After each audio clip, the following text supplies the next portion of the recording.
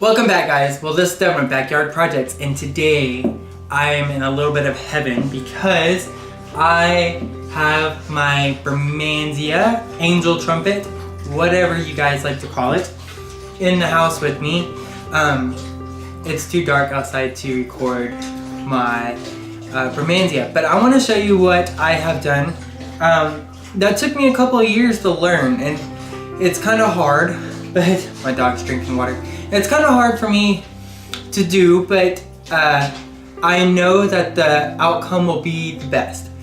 If anybody has ever went to Amazon or Googled Bermansia, you've all seen that one picture. I don't know if I can show the picture because I think it's been shared and Lord knows like where it was actually originally or where it came from. But we've all seen that angel trumpet Bermansia tree. There's just a tree with tons of flowers over it, and it's just yellow flowers and they look amazing. And what they don't tell you is that it takes a few years to do that. But it's simple to do. It just takes time, and you really have to kind of sacrifice a lot. So anyway, so I have what you're doing basically is you're taking a plant and you're making it a standard plant. That's basically what you're doing. You're kind of taking a bush and making it a standard. So let me show you how I get mine to be a standard Bermansia. So of course this is winter, so it's kind of the perfect time to do it because it's kind of dormant. It's not really growing a lot. Let me see if I can put this on this table. So if you can see down in the dirt, you can see where some suckers have come off. You can see them. So I know that it's hard, but you've got to break off the suckers. Or what I'm going to do is cut them off because I will show you what you can do with your cut off Bermansias. Oh my God. All right, here's going to cut them off. Cut them off right at the base. And then I automatically, you can't see it, but I stick it in water. And I will show you what to do with it once you cut it off. All right, here's the next one. Perfect. Stick it in water.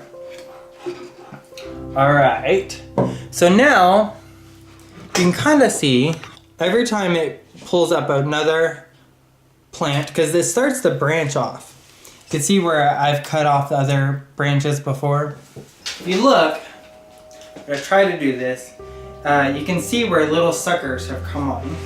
See a little sucker kinda right here? Anyway, they're a little bitty and you just tear them off. I know it hurts your soul, but it's for the greater good. Because what you're doing is you're taking off all the little suckers because you're making it a standard. So you're just basically making it one tall brick.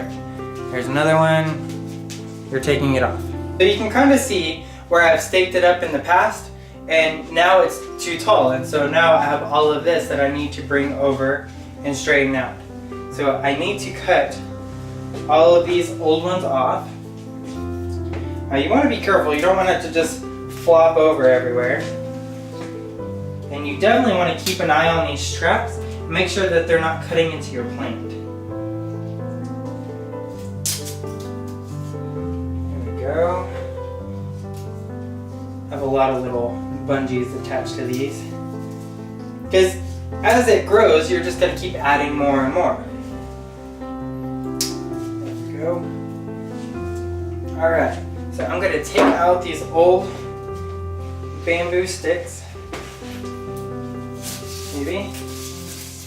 There we go. I'll save that for another project. And this one. I'm just gonna cut that one off. So now that it's off, now it's a little flimsy. So you just want to be careful and not let it just flop all the way over. Don't move. Alright. I did get a nice strong stake at the garden center the other day, and I'm just going to put it back in the same hole that I pulled out the other bamboo stick because I know it's not going to hurt any roots or disturb anything. So this is the part that I was talking about that's just hard, and you just have to remember it's for the greater good, because you really want that nice tall tree that when you look up underneath it you can smell all the flowers. And I cannot open my shears one-handed. So all the ants will love it and think beautiful things about it. So anyway, now that you have it kind of where you want it, it's very flimsy, you have to cut off all of this extra foliage. Now, this one is a little too small to be able to get roots on it, but oh well, I have tons of them. They root crazy easy. I'm going to show you that here in a minute. Now, it is important to also know that this is pretty poisonous, so you definitely don't want to eat it. Since I don't know when people just all of a sudden eat plants, but you know. Don't grind it up and feed it to your husband. Taste and read. Anyway, so you just kind of want to get it straight. You want to be very careful. It's like a tinder bittle. There we go. It's a tinder bittle. And you basically just want to take off all of these leaves. And as much as these, oh, the smell is to die for. It's just amazing. I'm going to go ahead and leave the flowers on just because I can. But now that you kind of have it going up there, I'm going to take my little twine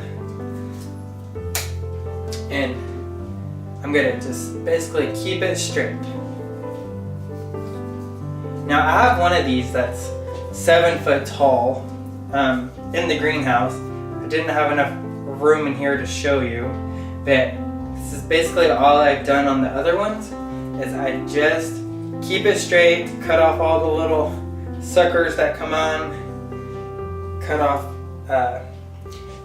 so this one, because it's a bush type plant, it tends to branch off on the side, and so then you'll have a Y, which the Ys are where it flowers, so you can kind of see every time it Ys is whenever you're going to have a flower. So you could see this leaf and then it Ys, and that's whenever you get these amazing flowers. This one's brand new, so it's just gorgeous and it's just pretty. So you can kind of see, you just have to cut off all the little suckers. This, I will go ahead, you can't see it. I will go ahead and cut off these just because I don't want them to branch. I want to just keep it growing straight up. Like I want to just keep it going. And I have a little bit of a stick left. By the time spring comes, I will have to get another stick and basically do the same thing. Alright, so now that I kind of have it stuck up here, this is whenever I'm really going to tighten in these lower, this lower stalk that's a little bit, little bowed, or I really want to make it as straight as possible. So that's whenever I'm really gonna just kind of tighten it up. So what I've seen in the past, I mean, you can YouTube this and you can Google it and all kinds of things, is they will actually take a breed like this one. Don't know the name. I used to know the names, but I had like 5 different ones, and some of them died, some of them lived, and some of them were not what they said the tag was. So I don't really know what variety I have, but all I know is I love the look of it. They look amazing. So now I'm going to carefully bring in this other stalk to where it's more, and I might loop it a couple of times. Oh, but what I was saying, so what I've seen other people do in the past is they take a couple of different varieties that they have and they'll put them together. So they'll get another plant and that they've done the standard to, they'll put it right next to this one and they'll grow them together. So you'll have one side that's yellow and you'll have one side that's red or pink or whatever color you can imagine. The only 2 varieties I have are yellow. Well, the only two varieties that I was supposed to have are yellow and pink. But as you can see, it tends to be more white, which is okay. I mean, it's still a gorgeous plant. I love it. So I'm gonna do one more up here. And these do produce seeds. Now, I have a Facebook group that I've joined. It's Bermansia, don't know the Facebook name, but they are everything that you can ever think about with Bermansias. And they have seeds, and they have tons of different varieties. And you could buy the variety. Now those people, they know what they're talking about. So another thing that people tend to confuse with these are daturas, which daturas are basically the same thing but in a smaller size, and they tend to be more upright. If I can, I will show you a picture. I have a double purple datura that looks amazing. I will post it somewhere here. It looks amazing. There's also a datura called gypsum weed, which is like half purple, half white. They're a little bit lower. And then there's the moonflowers, which are more, they stay on the, they're more ground covers, and so they bloom at night. Those are pretty cool. Let's see, and there's also yellow ones. They're basically the same thing. Now, Bermansias and daturas are two totally different plants, but people get them confused all the time. It's real important. Bermansia is more of a tree type, big bush. You can Google it, they're huge. And daturas are more low growing. They're the ones that produce big fat seed pods that have like little spikes around them. Those are the daturas. Now, these, I've not been able to get these to produce seeds because I keep chopping off all the flowers and foliage, but they tend to have more of a beanstalk looking seed pod, I believe. But anyway, so this is how you make it a standard. And I will keep going until it gets about 7 foot tall. I want it to be about a foot taller than me, because in the summer, whenever it grows, it's gonna grow like 2 or 3 foot, and then the blooms will hang down to like the top of my head, and I want to just be surrounded by the smell. And anyway, in my head, it's going to be amazing. Let's just hope that it works out like that. So yeah, that is making a Bermansia a standard tree. So let me show you what I'm going to do with the cuttings. So let me show you what to do with these. Now these are just trash. I don't know, because they're so poisonous, I don't know if I'd recommend putting them in a compost. I don't know if that to be of any importance, but I don't know. I know that some people are very particular on what goes in their compost. I don't have a compost yet. I'm hoping to get one eventually.